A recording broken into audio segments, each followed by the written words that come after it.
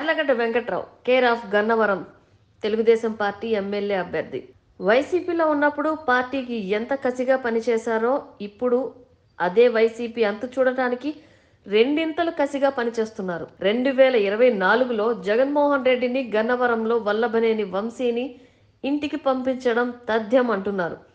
తాను ఎవరికి భయపడేది లేదని గన్నవరం గడ్డ మీద పసుపు జెండా ఎగరేసి కార్యకర్త కళ్ళల్లో ఆనందం చూసే వరకు తనకు అలుపు లేదంటున్న గన్నవరం ఫైర్ బ్రాండ్ యార్లగడ్డ వెంకట్రావుతో శ్రావణిస్ మీడియా ప్రత్యేక ఇంటర్వ్యూ. బాగున్నారా సార్? మీరు బాగున్నారా? బాగున్నారా సార్? వైసీపీ నుంచి టీడీపీకి వచ్చారు కదా మీరు. టీడీపీ క్యాడర్ మిమ్మల్ని ఎలా రిసీవ్ చేసుకున్నారు? టీడీపీ క్యాడర్ బ్రహ్మాండంగా రిసీవ్ చేసుకున్నాను. డే 1 లోకేష్ బాబు పాదయాత్రలో నిడమనూరు దగ్గర చేరా, లోకేష్ బాబుతో పాటు నడిచా. ఆ రోజు నుంచే రిసీవ్ చేసుకున్నారు క్యాడర్ బ్రహ్మాండంగా. కొంతమంది పార్టీ ప్రెసిడెంట్లు అయితే ఫస్ట్ నాతో మాట్లాడుతున్నారు అక్కడ. అవునా? లోకేష్ బాబు కూడా అడిగాడు అన్నారు, నాతో మాట్లాడదు కదా ఫస్ట్ మీరు ఏంటన్నా. అంతగా ఓన్ చేసుకున్నారు. అంటే తెలుగుదేశం పార్టీ క్యాడర్ నేను వైసీపీలో పోటీ చేసినప్పుడు కూడా అండి ఇప్పుడు ఒక్క తెలుగుదేశం పార్టీ కార్యకర్త మీద కానీ నాయకుడి మీద కానీ నేను కేసు పెట్టాల. నాట్ ఈవెన్ 84 పంచాయతీల్లో ఒక్క తెలుగుదేశం పార్టీ కార్యకర్త మీద కూడా నేను పోలీస్ స్టేషన్కి ఫోన్ చేసి కంప్లైంట్ చేయడం కానీ కేసు పెడతాం కానీ వాళ్ళని ఇబ్బంది పెట్టిన పరిస్థితి లేదు అసలు. అంటే నాట్ ఓన్లీ తెలుగుదేశం, జనసేన అది కదా సార్, వైఎస్ఆర్సీపీ పార్టీలో ఉన్నదే అది. కేసులు పెట్టిస్తూ ఉంటారని చెప్తా ఉంటారు.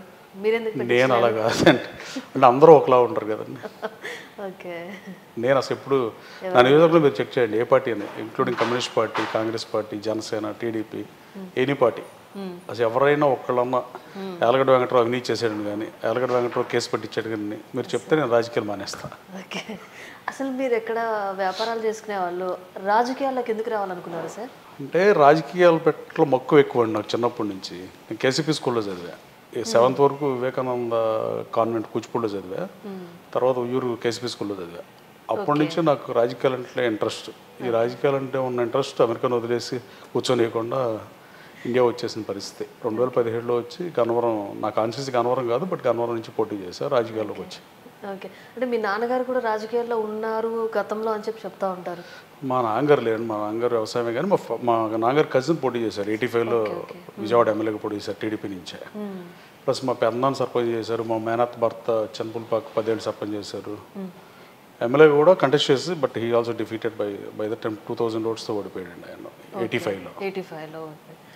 సార్ మిమ్మల్ని అసలు రాజకీయాల్లోకి తీసుకొచ్చిందే కొడాలి నాని గారు అని చెప్తా ఉంటారు, నిజమేనా? వైసీపీలో చేర్చింది కొడాలి నానినే.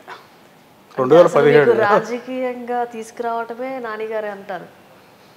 రాజకీయాల్లో ఒకళ్ళు తీసుకొచ్చేదే ఉంటుందండి. ఇప్పుడు ఏమైనా స్కూల్లో జాయిన్ చేయటం అయితే చిన్నపిల్లలు అలా ఉంటారు కదా, అలా ఎవరు లేరా?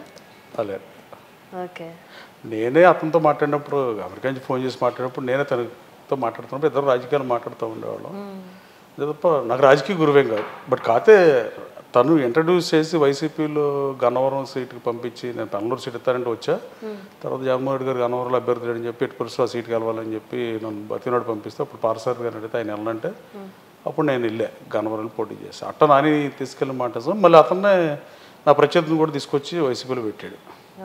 అట్టినప్పుడు అతను గురుగట్టు అవుతాడు. గురువు అవడం అటువంటి పనికి మళ్ళీ పనులు చేస్తాడని మీరు చెప్పండి. ఒక్క జర్నలిస్ట్ సోదరుడు అన్నా మీలాంటి జర్నలిస్ట్ అని ఎవరో ఒకళ్ళు అడుగుతారని చూసే 4 సంవత్సరాలు ఎప్పుడు అతను అడగలేదు. నన్ను అడుగుతున్నారు 2 రోజుల నుంచి ఇంటర్వ్యూ చేస్తే మీడియా మిత్రులు ఎవరైనా ఇదే క్వశ్చన్ అడుగుతున్నారు తప్ప అసలు అతన్ని అడగాల్సింది ఒకళ్ళు కూడా అడగట్లా. నువ్వే తీసుకొచ్చి నువ్వే గన్నవరం పంపించి వైసీపీలోకి మళ్ళీ నువ్వే వేరే అతను ఎట్లా తీసుకొస్తావు అని ఒకసారి మీరని అడగండి సార్ ఇంటర్వ్యూ చేస్తే. అంటే ఒకళ్ళ ఎవరొకళ్ళు అడగాలి కదా, జర్నలిస్టులు 2 కోణాల్లో చూడాలి కదండి. అవును, అంటే మరి వంశీ కూడా నాన్నగారికి చాలా బెస్ట్ ఫ్రెండ్ కదా? అయి ఉండొచ్చు. నాకు నాని చిన్నప్పుడు నేను తెలుసు, బట్ వాళ్ళిద్దరు ఎప్పుడు ఫ్రెండ్స్ నాకు తెలియదు. నేను అమెరికా వెళ్ళక ముందు అయితే వాళ్ళ ఫ్రెండ్స్ కాదు, తర్వాత ఫ్రెండ్స్ అయ్యి సపోర్ట్ చేస్తారని మిమ్మల్ని తీసుకొచ్చారా? అదే అది అతన్ని అడగాలి కదండి. అదే చెప్తున్నా మీకు. నన్ను మీడియా మిత్రులు కూడా ఇదే అడుగుతున్నారు. ఈ 2-3 రోజులు ఇంటర్వ్యూలు ఇస్తే ప్రతి ఒక్కళ్ళు నన్ను అడుగుతున్నారు కానీ చేసింది అతను కదా, కారణం ఎవరు, కారకులు ఎవరు అని అతను అడిగితే బెస్ట్ ఆన్సర్ మీకు వస్తుందని నేను భావిస్తున్నా. అతను ఏదో చెప్తూ ఉంటాడు బేసిక్గా. అంటే మరి ఎవరన్నా మీడియా ఏదో TV9 ఎట్టంటాడులో TV5 ఎవరో ఒకళ్ళు అడుగుతారు అనుకున్నా ఎవరు అడగలేదు అసలు. అంటే మీడియాలో కూడా భయం వేస్తున్నాం అనుకుంటున్నా అతని భాషను బట్టి. మీడియా మైకులు పెట్టగానే సైకలాజికల్ డిజార్డర్ ఉన్నట్టుగా పూనకం వచ్చినట్టుగా బూతులు తిట్టే పరిస్థితి ఉంటే ఎవరైనా భయపడతారు కదా, నోటికి భయపడతారు. ప్రజాస్వామ్యంలో మిగతా ఇంటికి ఎవరెవరికి భయపడరు కానీ మీడియా కూడా భయపడుతున్నారు అంటారా మీరు? అయి ఉండొచ్చేమో అనుకున్నా. మరి ఎవరు ఎందుకు అడగలేదండి? గన్నవరంలో యారగడ్డ వెంకటరమణ వైసీపీ అభ్యర్థిగా ప్రకటించి నువ్వు తీసుకెళ్ళి గన్నవరంలో ప్రకటించావు. తనే వచ్చి ఇంటర్వ్యూ చేశాడు గన్నవరంలో బహిరంగ సభలో. తర్వాత మళ్ళీ తనే ఎందుకు తీసుకొచ్చావు ఒక మీడియా సోదరు కూడా అడగలేదు. మరి ఎందుకు అడగలేదు అంటారు? నాకు కూడా క్వశ్చన్ అది. I don't know the answer కానీ but still I do have the same question. Okay. TDP భవిష్యత్తు నాయకుడైనటువంటి నారా లోకేష్ గారితో మీ ప్రయాణం ఎలా ఉంది? బ్రహ్మాండంగా ఉంది. లోకేష్ బాబుతో జర్నీ బాగుంది. భవిష్యత్ తరానికి నాయకుడు లోకేష్ బాబే. చంద్రబాబు గారి తర్వాత ఈ రాష్ట్రానికి దశ కొన్ని దశాబ్దాలు దశ చూపించేది కూడా లోకేష్ బాబు అనడంలో ఏమాత్రం సందేహం లేదు. భవిష్యత్ నాయకుడు లోకేష్. ఓకే. లోకేష్ బాబు పాదయాత్ర చేయకముందు, పాదయాత్ర చేసిన తర్వాత లోకేష్ బాబు వేరని చెప్పొచ్చు. పూర్తిగా ముందు తర్వాత, బిఫోర్ క్రైస్ట్ ఆఫ్టర్ క్రైస్ట్ లాగా. డిఫరెన్స్ ఏంటండి? అంటే రాజకీయంగా చాలా పరిణితి సాధించాడు. డిఫరెన్స్ ఏముందండి, ఎవరికైనా ఉంటుంది. మహాత్మా గాంధీ గారు స్వాతంత్రం కోసం పోరాటం చేశాడు. దక్షిణాఫ్రికా వదిలేసి వచ్చాడు, వకీలు ఊరితో వదిలేసి వచ్చాడు. ఆయనే అన్నారు. కానీ మహాత్మా గాంధీ గారు సౌత్ ఆఫ్రికా వెళ్ళకముందు ఆయన స్వాతంత్రం తేవాలని తెలవదానికి క్వశ్చన్ అడిగితే మీడియా వాళ్ళు మనం ఏం మాట్లాడగలం అట్ట అడుగులుగా మాట్లాడితే. అలా గాంధీ గారు అక్కడికి వెళ్ళి తర్వాత మన దేశంకి స్వాతంత్రం కావాలని దేశం వచ్చి పోరాటం చేశాడు. అంటే గాంధీ గారు సౌత్ ఆఫ్రికా వెళ్ళకముందు గాంధీ గారు వేరు, వచ్చినా గాంధీ గారు వేరు కదా. అంటే ఎవరైనా మనిషి 40 సంవత్సరాలు వచ్చినాక కొంత పరిణితి చెందుతాడు. ఏ మనిషి అయినా, రాజకీయ నాయకుడైనా. లోకేష్ బాబు పాదయాత్రతో ప్రజా సమస్యలు నేరుగా తెలుసుకుని, ప్రజా సమస్యలు నేరుగా తెలుసుకుని ప్రజల మధ్యలో తిరిగి, ఇప్పుడు మీరు చూడండి యువగణం ముగింపు స్పీచ్ ఎక్స్ట్రాడినరీ. అంటే నేరేటర్ అని ఆరేటర్ అని అనలే కానీ మంచి నేరేటర్ అని అనొచ్చు ఇప్పుడు లోకేష్ బాబుని. ఒకప్పుడు మాట్లాడుతున్నారు అదని పనికిమాల మాటలు మాట్లాడి నాని లాంటి వాళ్ళకి లోకేష్ బాబు ఇంగ్లీష్లో అయినా తెలుగులో అయినా వాళ్ళు ఎక్కడైనా బహిరంగ చర్చకి సిద్ధమంటే వీళ్ళు మాట్లాడలేరు. అంతగా పరిణితి చెందారంటలో ఏమాత్రం సందేహం లేదు. ఇప్పుడు రాజశేఖర్ గారే చెప్పాడు కదా ఒక ఇంటర్వ్యూలో, పాదయాత్ర ముందు రాజశేఖర రెడ్డి వేరు, పాదయాత్ర తర్వాత వేరు. మరి నమ్మాలి కదా రాజకీయ నాయకులు చెప్పేది. లోకేష్ బాబు కూడా దానికన్నా ఎక్కువ పరివర్తన చెందాడని నేను బలంగా నమ్ముతున్నా.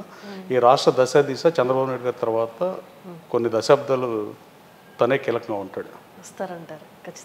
ఖచ్చితంగా ప్రజల యాక్సెప్టెన్స్ ఉంది, పార్టీ యాక్సెప్టెన్స్ ఉంది. ప్రజల యాక్సెప్టెన్స్తో భవిష్యత్తు నాయకుడు లోకేష్ బాబే, no doubt about it. Telugu Desam party వచ్చిందంటారా? ప్రస్తుత పరిస్థితులు చూస్తుంటే 1994 పునరావృతం అవుతుంది. వైఎస్ఆర్ కాంగ్రెస్ పార్టీకి ప్రతిపక్ష హోదా వస్తుందా రాదా అనేంతగా జనంలో తేడా ఉంది. మీరు 2-3 చెప్తా మీకు. వైనాట్ 175 అంటాం దుర్మార్గం అంటున్నారు కదా. వైనాట్ 175 అంటే ప్రజాస్వామ్య దాడిగా నేను అనుకుంటున్నా. ప్రజాస్వామ్యంలో ఒకే పార్టీ ఉండాలి అన్ని సీట్లు అనుకుంటాం. రాష్ట్రంలోనే కాదు, దేశంలో కాదు, ప్రపంచంలోనే ఇది మొట్టమొదటిసారి స్టేట్మెంట్ అని నేను బలంగా నమ్ముతున్నాను.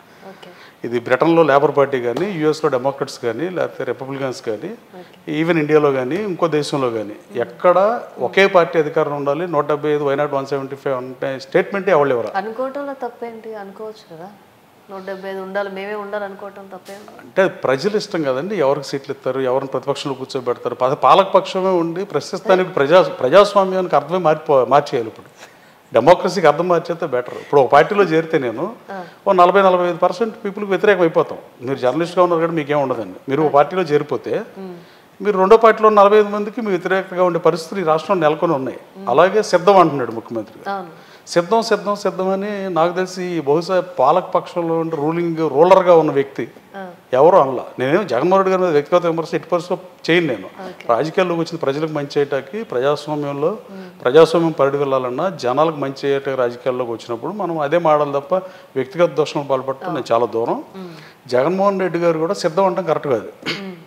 సిద్ధం అనేది ప్రతిపక్ష పార్టీ ఎవడన్నా అనాలి. ఇప్పుడు రాజధాని తీసినప్పుడు తెలుగుదేశం పార్టీ అడగొచ్చు, జనసేన అడగొచ్చు, బీజేపీ అడగొచ్చు.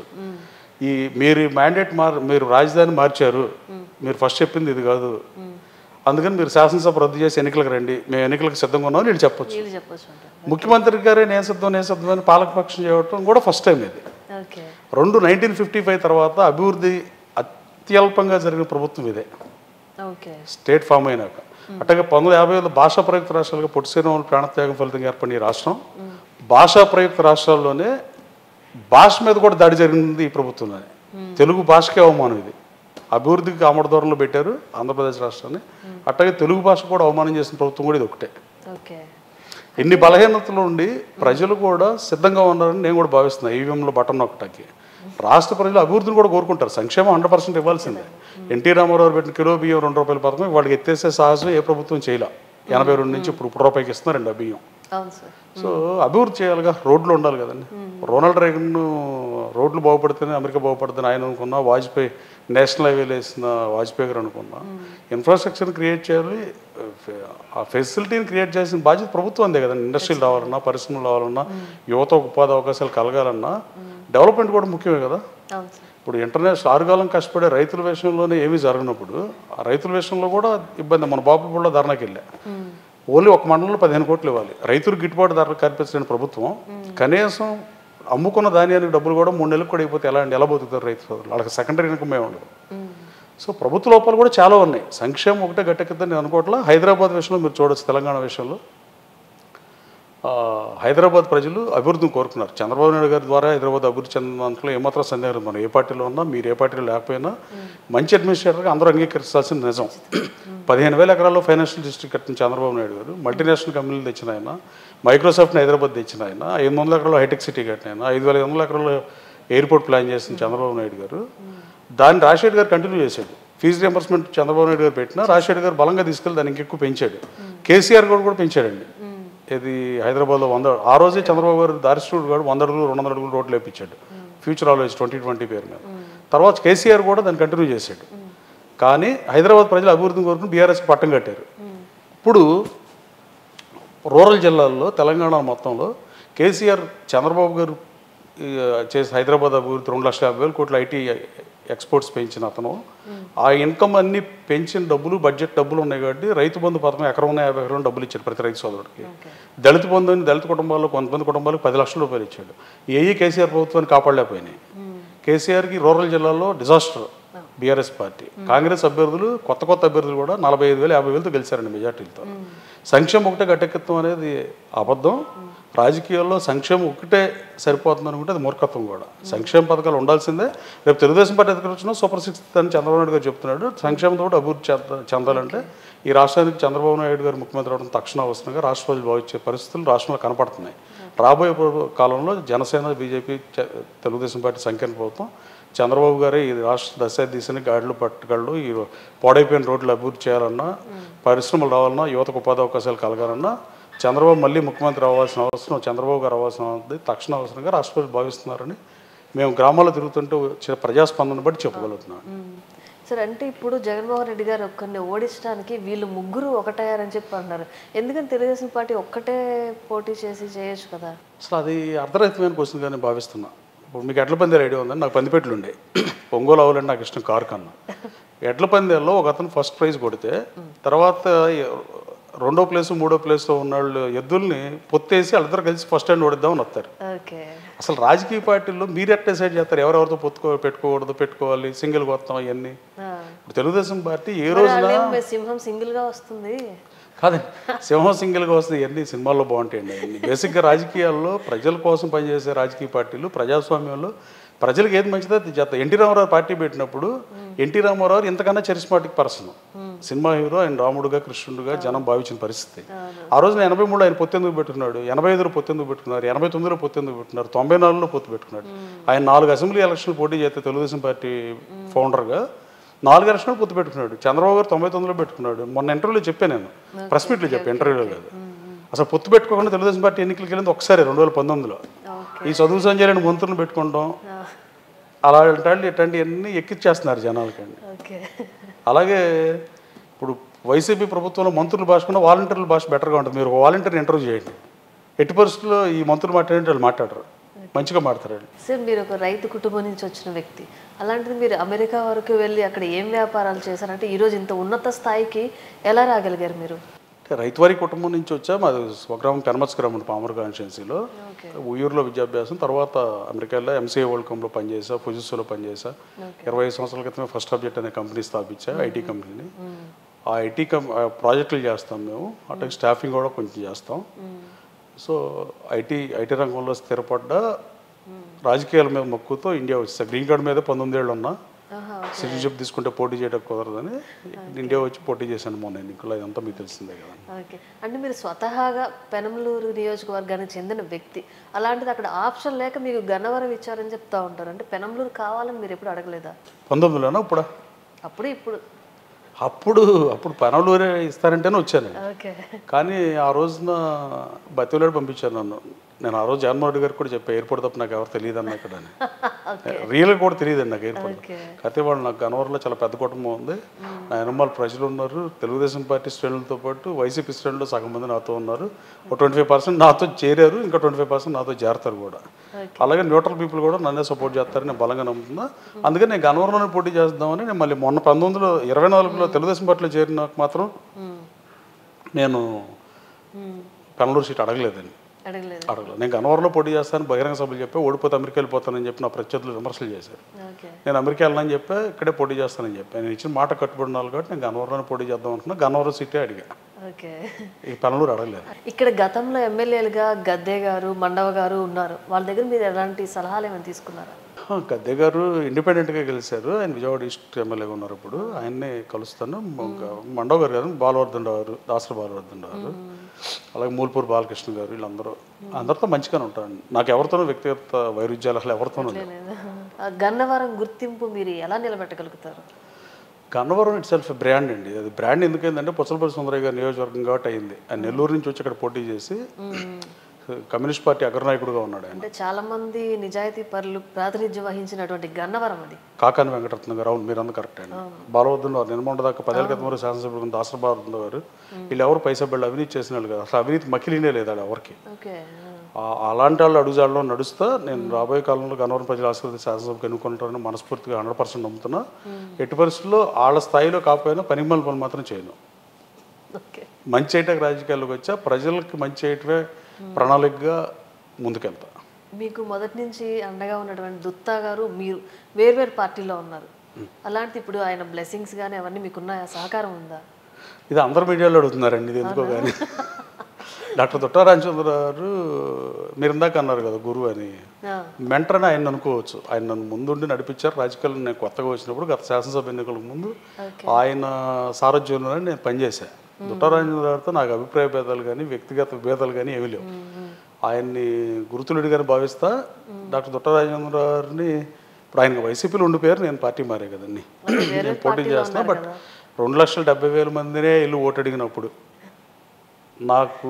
నాకన్నా ముందు పోటీ చేసే నేత, నాకు మంచి పరిచయం సత్సంబంధాలు ఉన్న నాయకుడిని వెళ్ళి మద్దతట్టడంలో తప్పు ఉందని నేను భావించట్లా. సార్ నన్ను ఒకసారి నా ఇంకా చూడమని అడుగుతా డాక్టర్ గారిని కూడా వెళ్ళి కలుస్తా ఒకసారి. Nothing wrong. నేను 2,79,000 మంది ఓటర్ని కలుస్తా కదండి. అట్టినప్పుడు డాక్టర్ గారిని కలవకుండా ఎందుకు ఉండాలి? కలుస్తా, ఎట్టి పరిస్థితుల్లో కలుస్తా, త్వరలో కలుస్తా. కిందటిసారి మీరు వల్లభనేని వంశీ మీద చాలా అవినీతి ఆరోపణలు ఉన్నాయని చెప్పేసి చాలా కూడా విమర్శించారు మీరు. సో ఆయన ద్వారా అన్యాయం జరిగిందని చెప్పిన వాళ్ళు ఎవరైనా ఉన్నారా? వాళ్ళకి మీరు ఎలాంటి న్యాయం చేయాలనుకుంటున్నారు? అంటే రాజకీయాల్లో న్యాయం చేయాలంటే వెంటనే ఇమీడియట్గా పవర్ ఉంటే 10 రోజుల్లో చేసేయచ్చండి. జనరేటర్ మీద నడిపించేటప్పుడు ఏమీ చేయలేం.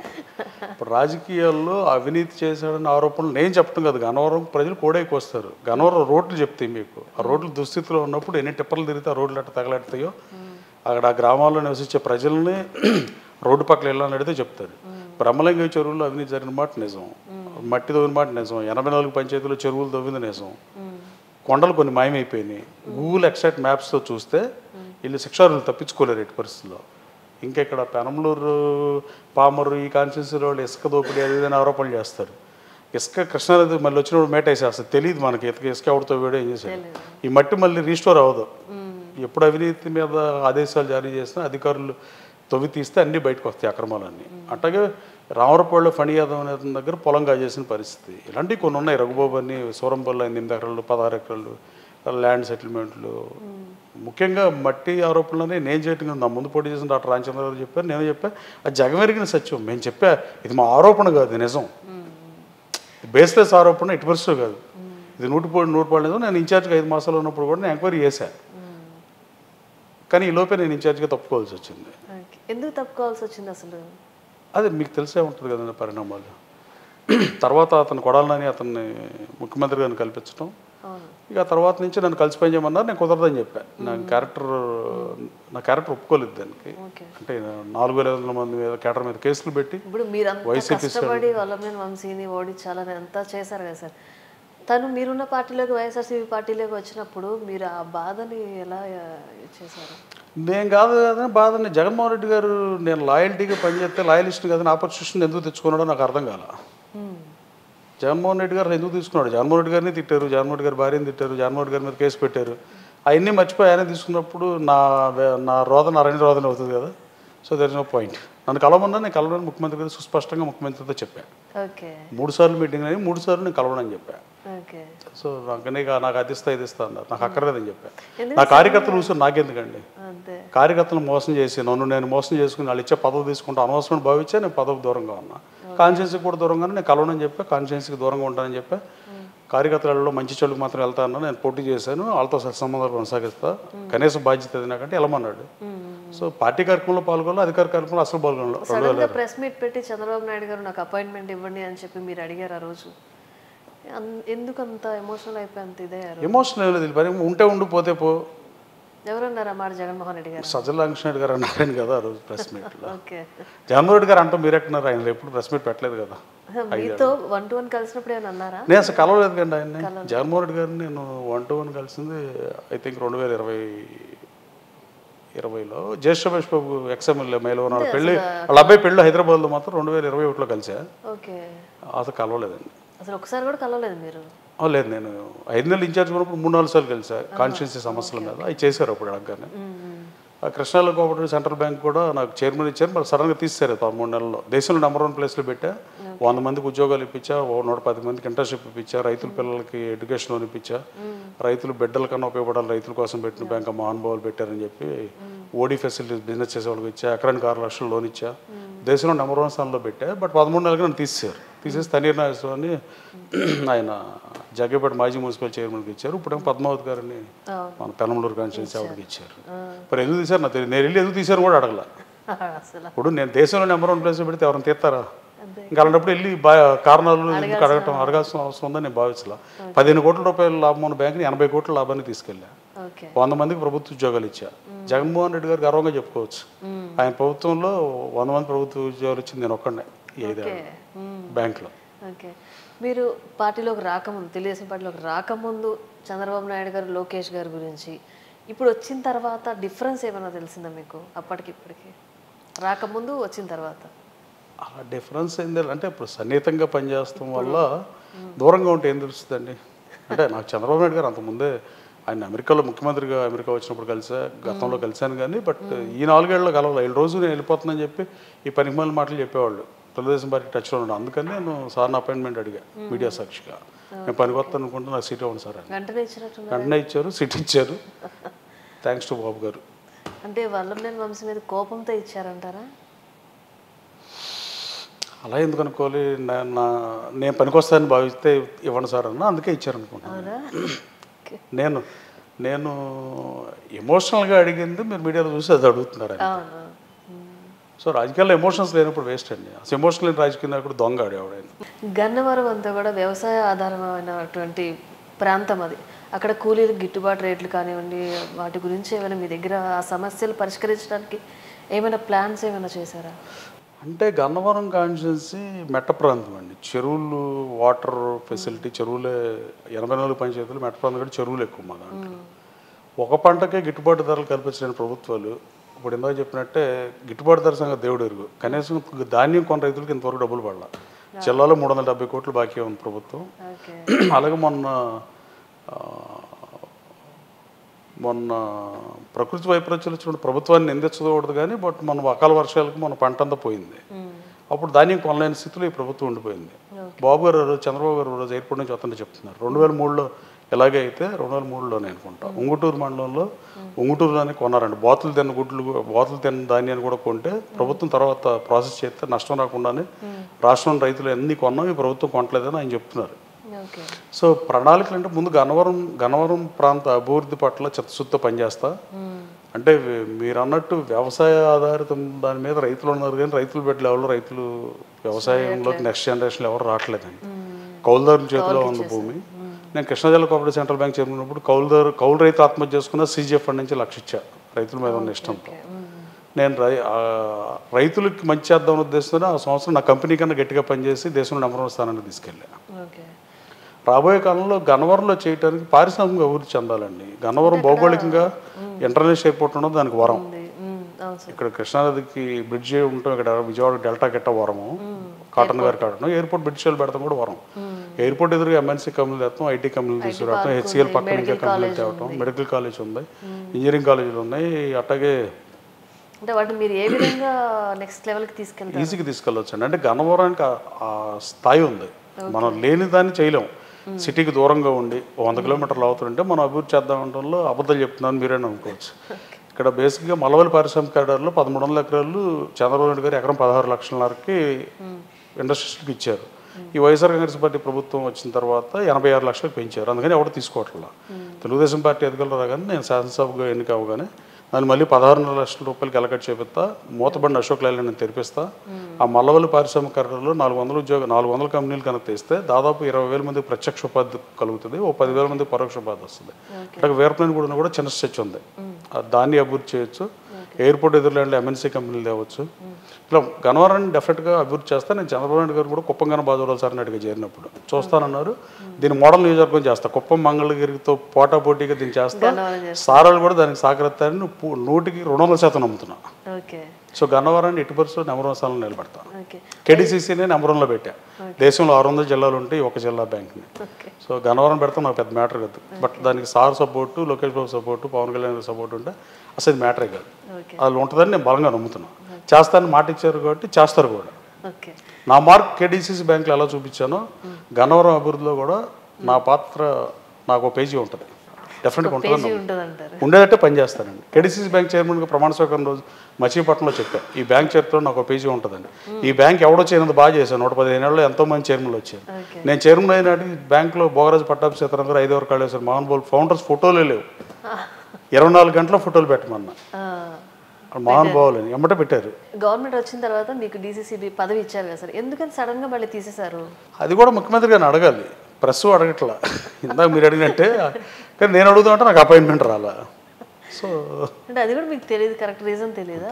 అది అమిత్ షాకే తెలియదు. ఇప్పుడు తర్వాత ఏం జరిగిందంటే అమిత్ షా గారు కోఆపరేటివ్కి మినిస్ట్రీ లేదు, సెంట్రల్ గవర్నమెంట్లో శాఖ లేదు. 2 years బ్యాక్ కొత్తగా కేంద్ర ప్రభుత్వంలో కూడా కోఆపరేటివ్ శాఖ పెట్టారు, మినిస్ట్రీ పెట్టారు. దానికి అమిత్ షా మినిస్టర్ ఆయన ఎందుకు పెట్టాడంటే ఆయన డీసీసీబీ చైర్మన్గా సౌరాష్ట్రలో అక్కడ రాజకీయాల్లోకి ఆయన ఫస్ట్ పదవి డీసీసీబీ చైర్మన్. ఆ ఇంట్రెస్ట్తో పెట్టాడు ఆయన. ఆయన ఈ బ్యాంక్ చైర్మన్ ఎవరని అడిగాడు నా బోర్డు అధికారులు. అంటే 53% గ్రోత్ ఉంది 1 yearలో, ఇతనితో మీటింగ్ పెట్టమని ఏర్పాటు చేయమని అడిగితే అతను లేడంటే లేకపోవటం ఏంటి పదవులు అంటే ఎలక్టెడ్ కాదండి, అతను ఎలక్షన్లో గెలవలేదు, నామినేటెడ్ పదవి, వైసీపీ గవర్నమెంట్ ఎన్నికలు పెట్టలేదు, నామినేట్ చేస్తుంది, 1 year తీస్తారు ఆయన చెప్పారు. ఆయనే షాక్ అయ్యండి, ఎంత బాధ్యత తీస్తారా అని. అంటే ఆఫీసర్స్తో అది ప్రౌడ్గా చెప్తాను, అది నాకు గర్వకారణం కదండి. ఆయన నాకు పరిచయం లేదు ఆయన ఎప్పుడు నేను కలవడం కూడా కలవాలి అమిత్ షా గారు. వైసీపీని విడిచి వచ్చినప్పుడు మీ వ్యాపారాల మీద దాడులు చేస్తారని మీకేం భయం వేయలేదా? ఏం చేస్తారండి, నాకు అమెరికాలో వ్యాపారం ఉంది, వైసీపీ ప్రభుత్వం అమెరికాలో కూడా దాడులు చేసేస్తుందని అంత ఉందని నేను అనుకోవట్లేదు. ఇక్కడేం లేవంటారా? నాకేముంటాయి, కళ్యాణ మండపాలు ఇలాంటివి ఉన్నాయి, దాని మీద పెట్టాల్సి పెట్టారు. నేను వైసీపీలో చేరిన కొత్తలో తెలుగుదేశం పార్టీది పెట్టారు. పెడితే అప్పుడు ఆ రోజున వై డోంట్ రివోక్ అని నోటీస్ ఇచ్చారు సిఆర్డీ వాళ్ళు. నేను కోర్టులో స్టే తెచ్చాను. వైసీపీ ప్రభుత్వం వచ్చినాక బొత్స సత్యనారాయణ గారు అడిగారు అది ఏమైంది, గొడవ ఉంది కదా అని. అప్పుడు లక్ష్మీకాంతం గారు సిఆర్డీ కమిషనర్ మళ్ళీ 30 లక్షలు కట్టమన్నారు. ఎందుకు కట్టాలరా బాబు, బీపీఎస్లో అప్రూవ్ అయింది కదా, అప్పుడే అప్రూవ్ అయింది కదా అంటే అప్పుడు రేటు వేరు ఇప్పుడు రేటు వేరు, కట్టాల్సిందని మళ్ళీ 30 లక్షలు కట్టా. అంటే నా డబ్బులు మళ్ళీ తగలేసాను, 30 లక్షలు గవర్నమెంట్ ట్యాక్స్ కట్టా. అట్లాగే నామినేషన్ ముందు ఎంటీ ల్యాండ్ ట్యాక్స్ కట్టమంటే కట్టక్కర్లేకపోయినా 1900 లక్షలు కట్టా. ఇంకా నాకేమంటే నాకు అమెరికాలో వ్యాపారం, నాకు ఇండియాలో పెద్ద వ్యాపారం లేవండి. అసలు వ్యాపారంలో ఉన్న అందరూ ఎందుకు భయపడతారండి? భయం అనే దానికి ముందే ఉండదండి. పెడుతున్నారు అని అంటున్నారు కదా సార్. అంటే భయం అనే దానికి ముందు ఉంటుందని నేను భావించట్లా, భయానికి ముందే ఉంటుందండి. డాక్టర్ దగ్గరికి వెళ్తే ముందుకి దేనికైనా ఇస్తాడు కానీ దీనికి ఇవ్వలేడు కదండి. భయానికి ముందు లేదంటారు. ఏముంటుందండి, ఏముండదు కదా. అసలు రాజకీయాల్లో భయం ఎందుకు ఉంటుందండి? రాజకీయాల్లో వాడు ఎవడు భయపడ్డాడండి, అంత భయపడేవాడు రాజకీయాల్లోకి ఎవరు రారు, నేనే కదా ఎవరు రారు. సో అట్లాంటి భయం నాకు అసలు లేదు. వైసీపీ ప్రభుత్వం నా మీద, నా ఆస్తుల మీద దాడి చేస్తే ఎదుర్కోవాల్సిందే, న్యాయస్థానాలు ఉంటాయి కదా. న్యాయస్థానం ద్వారా వెళ్తా అంటారు. జగన్మోహన్ రెడ్డి గారితో కలిసి వర్క్ చేశారు, ఇప్పుడు లోకేష్ గారితో కలిసి నడుస్తున్నారు. ఇద్దరికి ఉన్న డిఫరెన్స్ ఏంటి? అంటే లోకేష్ బాబుతో జగన్మోహన్ రెడ్డి గారిని పోల్చి చూస్తున్నారా, పోల్చి అడుగుతున్నారా? డిఫరెన్స్ అడుగుతున్నారు అంటే క్యారెక్టర్లోనా? అన్ని అంటే అన్ని జగన్మోహన్ రెడ్డి గారితో నేను లోకేష్ బాబుతో ఉన్నంత సన్నిహితంగా దగ్గరగా ట్రావెల్ చేయాల, అంత క్లోజ్నెస్ లేదంటారు. అంటే ఆయన ముఖ్యమంత్రి అవ్వకముందు పాదయాత్ర చేసినప్పుడు 5 రోజులు నా కాన్షియస్లో పాదయాత్ర చేసినప్పుడు కలిసే ఉన్నాం. తర్వాత కూడా నేను అపాయింట్మెంట్ అడగగానే ఇచ్చాడు, ఇప్పుడు అతను పార్టీలో చేరకముందు వరకు. కానీ ఆయన పాదయాత్రలో భోజనాలు అన్నీ నేను పెట్టా కృష్ణాజిల్లా మొత్తం. రాధా నేనే మొత్తం తిరిగింది, వంగవీటి రాధా గారు నేను జిల్లా మొత్తం తిరిగాం జగన్మోహన్ రెడ్డి గారితో. ఫస్ట్ రాధా అవుట్ అయిపోయాడు ఆ పార్టీలోంచి, తర్వాత నేను అవుట్ అయిపోయా. అసలు జిల్లా మొత్తం తిరిగిన వాళ్ళందరూ పదవులు వెళ్తున్నారు. అలా లోకేష్ బాబు పాదయాత్రలో కూడా లోకేష్ బాబుతో నడిచా, ఇక్కడ నడిచా, నువ్వులో నడిచా, కొన్నిసార్లు నడిచా బయట జిల్లాలో కూడా. ఆయన స్టాఫ్ అందరికీ ఆయనే భోజనాలు పెట్టుకుంటున్నాడు. అంటే అమెరికా నుంచి వచ్చారు కదా లోకేష్, కొంచెం డిఫరెంట్గా ఉంటాడు లోకేష్ బాబు. స్టాన్ఫర్డ్లో చదివాడు కదా. ఇప్పుడు ఎన్ఆర్ఐ అని చెప్తారు, ఈ ఎన్ఆర్ఐలు కూడా ఏముంటుందండి. ఇప్పుడు లోకేష్ బాబు ఎన్ఆర్ఐ వచ్చేసాడు, నేను ఎన్ఆర్ఐని వచ్చేసా. ఇప్పుడు అందరూ ఏదో చెప్తారు, జగన్మోహన్ రెడ్డి గారు కూడా ఎన్ఆర్ఐయే. ఆయన చదవటానికి వెళ్ళి మధ్యలో వచ్చాడు కానీ ఎన్ఆర్ఐయే కదా. ఊరిని విమర్శించేటప్పుడు 10 ఏళ్ళు 10 విమర్శలు చేస్తారండి. ఒక రైతు కుటుంబం నుంచి వచ్చారు, చాలా వ్యాపారాలు చేశారు, ఇప్పుడు రాజకీయాల్లో అదృష్టం వెతుక్కుంటున్నారు మీరు. అంటే వీటన్నిటికీ మీకు అండగా వెనక ఎవరైనా ఉన్నారా? ఆ శక్తి ఎవరుంటారండి? ఎవరైనా ఫ్యామిలీనే ఉండాలి. ఖచ్చితంగా. నేను ఓటమి చెందినప్పుడు బాధపడినా ఏం చేసినా మా అమ్మ నాన్న నాకు నేను ఏం చేసినా వద్దని అనరు. నా వైఫ్ అసలు దేనికి అభ్యంతరం చెప్పదు. ఈ రాజకీయాల్లో డబ్బులు తగలేస్తుందా, మంచి చెడు తిరుగుతుందా, ఏం చేస్తా. నా పిల్లలు చిన్నవాళ్ళు, ఇంకా వాళ్ళకి తెలియదు అంతా మనం చేసేది డబ్బులు చేస్తున్నాం అని ఎన్ని వాళ్ళకి తెలియదు. సో ఫ్యామిలీ అనుకుంటున్నాను నేను, అంతకుమించి ఎవరు ఉంటారు? అంటే సఫరర్స్ కూడా ఆడలే కదండి. వల్లంనేని వంశీ అసెంబ్లీలోకి అడుగు కూడా పెట్టనివ్వను అని చెప్పేసి చెప్తా ఉన్నారు. ఎవరిని? వల్లంనేని వంశీని. నేనా?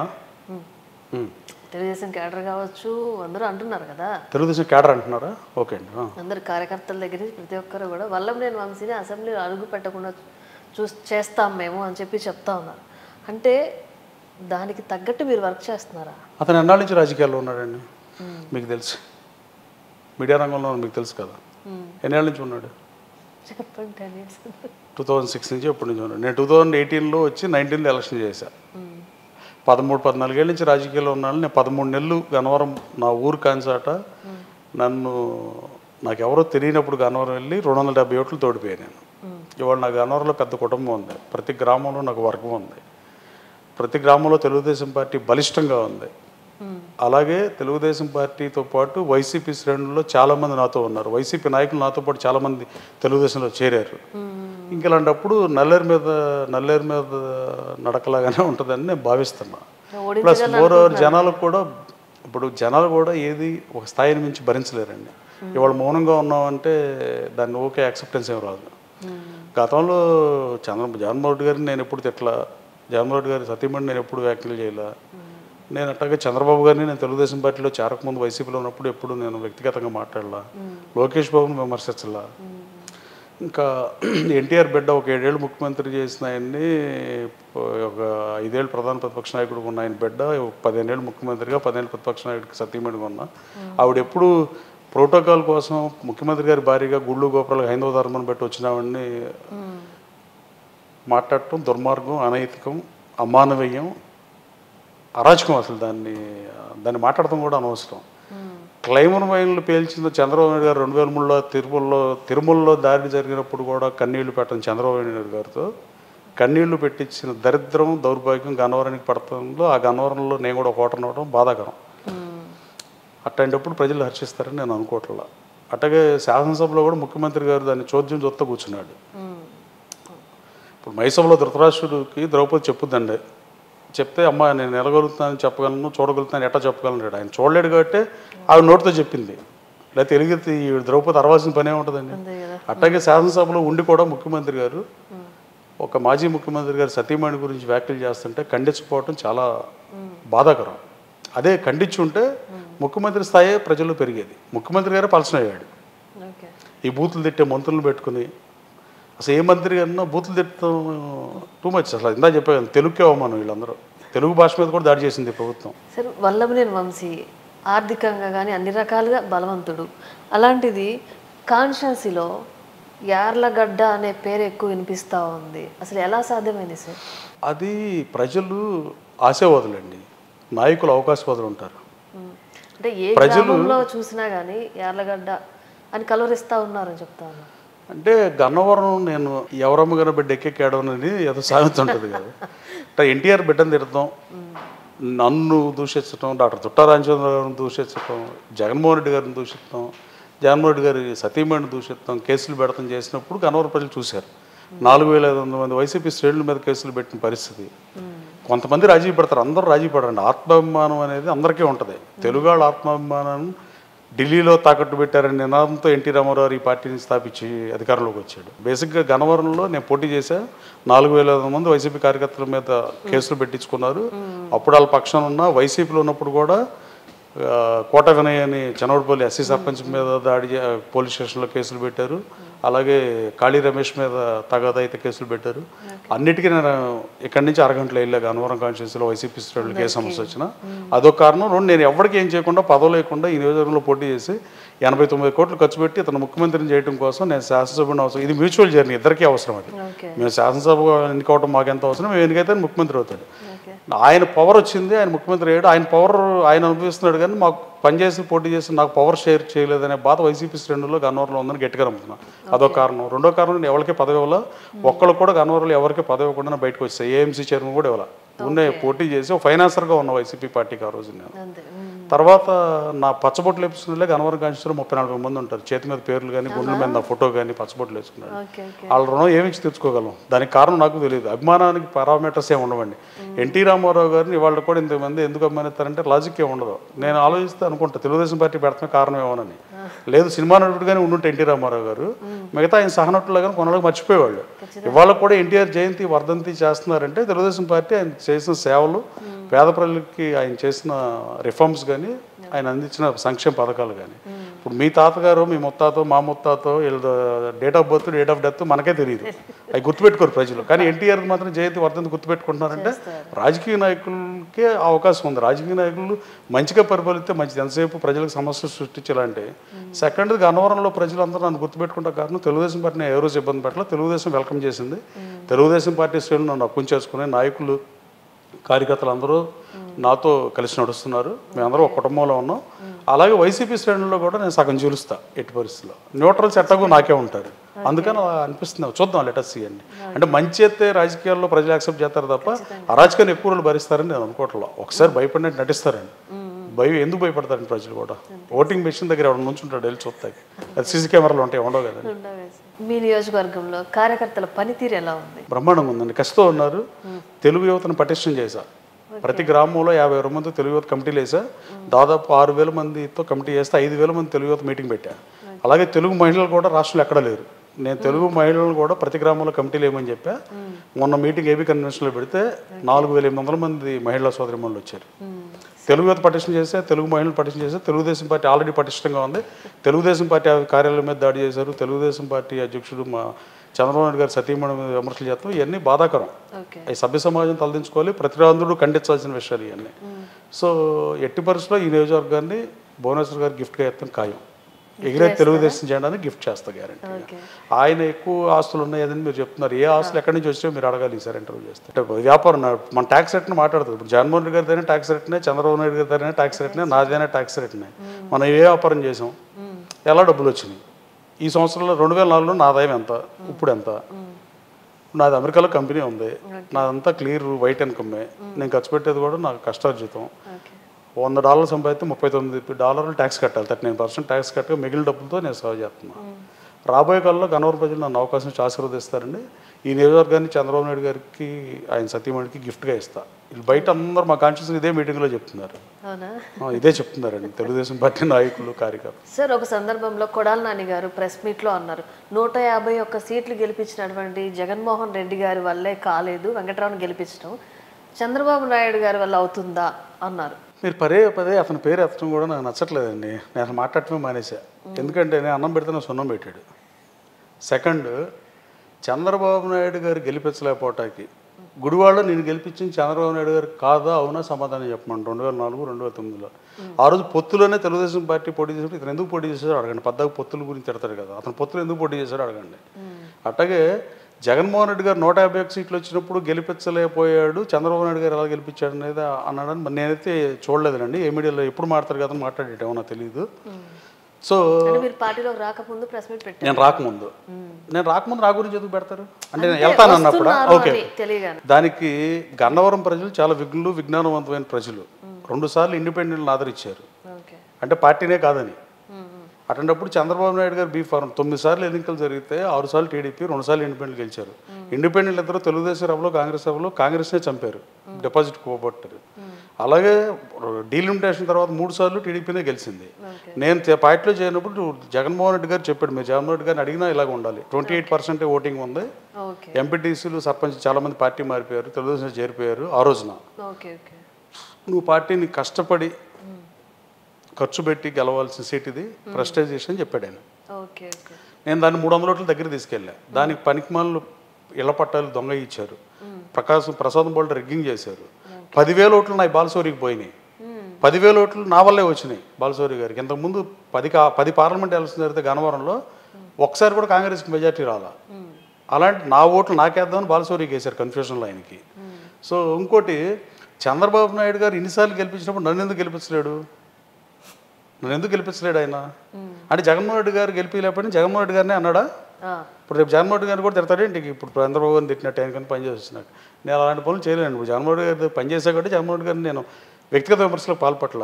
అది ధర్మం కాదు, అది సభ్య సమాజంలో మంచిది కూడా కాదని. ఇంకేమన్నా అన్నాడా? ఏదో ఒకటి అంటూ ఉంటాడండి అతనికి. ఏదో పని కాదు మీడియాలో ఏదో చెప్పడం. అంటే చంద్రబాబు నాయుడు గారు గెలిపించడం కాదు అసలు. నేను ఈ సీట్ని ఎట్టి పరిస్థితుల్లో గెలుస్తున్నా. ఆ ఊరిని అతను చంద్రబాబు నాయుడు వచ్చి పోటీ చేయదు, అతను వచ్చి పోటీ చేయమని కావాలి. గన్నవరంలో ఓడిస్తాను, గెలిపిస్తాను, చూద్దాం. రమ్మనండి. వంశీ గారిని ఓడిస్తారంటారా? అట్లా నేను పోటీ చేసేది ఇక్కడే. నా ఎదురు అభ్యర్థి కూడా వైసీపీ ప్రకటించేసింది. కాకపోతే ఇతను ఏదో ఒకటి ఇంటర్వ్యూలో మీడియా అటెన్షన్ కోసం మాట్లాడతాడు ఇలాంటివన్నీ. మీరు లెవీ ఏంటి, ఖరీఫ్ నీళ్ళు ఇస్తున్నారో లేదా, సివిల్ సప్లైస్ మంత్రిగా ఉన్నప్పుడు ఆ డెప్త్ క్వశ్చన్లు కానీ, శాఖ మీద రివ్యూ కానీ 10 క్వశ్చన్లు అడిగితే అసలు మీడియా ముందుకు రాడేకైనా. ఇప్పుడు ఎవరు గొట్టాలు పెట్టినా చంద్రబాబు నాయుడు గారి మీద దాడి చేయటం తప్ప, ఎవరు తిట్టినా చంద్రబాబు గారి తారక మంత్రం అయ్యేదేమన్నా. ఇప్పుడు ఆయన ఎన్టీఆర్ భక్తుడిగా రాజకీయాల్లోకి వచ్చానని చెప్తాడు. ఎన్టీ రామారావు ఆయన తెలియదు. నాకే ఇంక ఎన్టీఆర్ కుటుంబంతో అనుబంధం ఉంది. చండశాసన సినిమాలో ఎడ్లు మాయే ఆయన పార్టీ పెట్టకముంది. అలాగే ఎన్టీ రామారావు గారు బిడ్డతో తిరిగాడు హరికృష్ణ గారితో. టెక్కల్ సీట్ కావాలి లక్ష్మీభారత్ గారు హరికృష్ణ గారు ఇద్దరు అడిగినప్పుడు తిరిగాడు. అది అయిపోయింది. మొన్న కడకు లక్ష్మీభారత్ ఇంటికి వెళ్ళాడు మొన్న ఆవిడ దగ్గరికి. నేను వెళ్ళటం తప్పంటే అసలు ఊరినే ఎన్ని మాట్లాడతా పనికొచ్చే మాటలు తప్ప. 2 గుడివాడలో తను పెద్ద అంత ఇదైతే, ఇప్పుడు తెలుగుదేశం పార్టీ అధికారంలో ఉన్నప్పుడు వైసీపీ ఆఫీస్ ఖాళీ చేయించారు, మీడియాలో చూపించారు. చేతులు కట్టు నుంచి చూస్తూ ఉంటాడు ఏం చేయకుండా. పవర్లో ఉన్నప్పుడు ఎవరేం చేస్తారండి? Power is power. పవర్లో లేనప్పుడు చేయాలి. బోండా ఉమామేశ్వరరావు గారు తిట్టాడు. బోండా ఉమాని ఎవరిని చూస్తానని చెప్పాడు. అప్పుడు ఏం చూశాడు ఇప్పుడు వరకు? ఏదో చెప్తాండి. మీడియా అటెన్షన్ గ్రాప్ చేయడానికి మాట్లాడే మాటలుగా నేను భావిస్తున్నా. రాబోయే ఎన్నికల్లో ఎట్టి పరిస్థితుల్లో గన్నవరంలో గెలిచేది తెలుగుదేశం. రాసి పెట్టుకోండి, తెలుగుదేశం జెండా ఎగరేయటం ఖాయం. ఎట్టి పరిస్థితుల్లో తను ఆపుకోమని ఉండొచ్చు. నేను మళ్ళీ ఇంటర్వ్యూ చేస్తాను మిమ్మల్ని. చేయండి ఖచ్చితంగా. నన్ను తీసుకెళ్ళి పెట్టింది ఎందుకని అడగండి మీరు. నువ్వు హరికృష్ణ గారు అంటావు, లక్ష్మీభారత్ గారు అంటున్నాడు అతను. ఇప్పుడు ప్రతి వాళ్ళు నన్ను అడుగుతున్నారు, అతన్ని కదా అడగాల్సింది.